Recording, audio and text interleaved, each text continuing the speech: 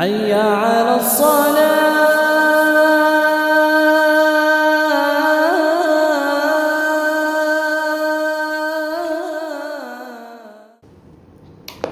அஸ்ஸலாமு அலைக்கும். அலைக்கும் சலாம். எங்கேருந்து பேசுகிறீங்க? நான் சீர்காழியிலேருந்து பேசுகிறேன் மௌலானா. சீர்காழியிலேருந்தா? ஆமாம் மௌலானா. சொல்ல, என்ன சந்தேகம் உங்களுக்கு? எனக்கு என்ன சந்தேகம்னா மௌலானா, தவறான வழியில் சம்பாதிச்சிடுறாங்க, சொத்து பத்து சேர்த்துக்கிறாங்க, அப்புறம் நான் திருந்திட்டேன்னு சொல்லி திருந்திடுறாங்க. சரி. அவங்க அஜி உம்ராலாம் போயிட்டு வந்த பிறகு அவங்க அந்த முன்னாடி சம்பாதித்த சம்பாத்தியத்திலேருந்து தான் அவங்க உஜ்ஜீவனம் செய்யறாங்க. சரி. அவங்க தர விருந்துகள் எல்லாம் நம்ம கலந்துக்கிறது அவங்களுடைய அது ஹலால் ஆகுமா? சொல்றேங்க. அதாவது அல்லாவே மன்னிச்சாலும் இவர் மன்னிக்க மாட்டார் பொழுது.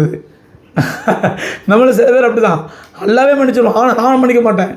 அதாவது ஒருத்தர் ஹராமா சம்பாதிக்கிறாரு, கொள்றாரு, அப்புறம் அல்லாஹ் தௌபா செஞ்சிடறாரு, மன்னிப்பு கேட்டுறாருன்னா அல்லாஹ் ரப்பல் ஆலமீன் சொல்லினா உலகமா கசப், அவர் முன்னாடி என்ன சம்பாதிச்சாலும் அவருக்கு உரியது, அவருக்கு அனுமதிக்கப்பட்டது.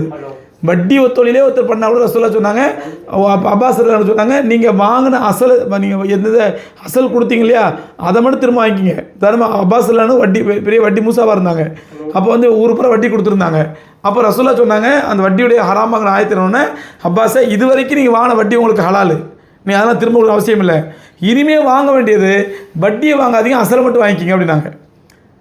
வட்டி நீங்கள் என்ன அசல் கடன் கொடுத்து அதை மட்டும் வாங்கிக்கிங்க, வட்டியை வாங்காதீங்க அப்படின்னாங்க. அதனால் அல்லாஹ் சொல்கிறான், தௌபா செஞ்சுட்டா மன்னிப்பு கேட்டால் அல்லாஹ் மன்னிப்பான், அந்த பணத்தை அல்லாஹ் ஹலாலாக்கிடுவான்.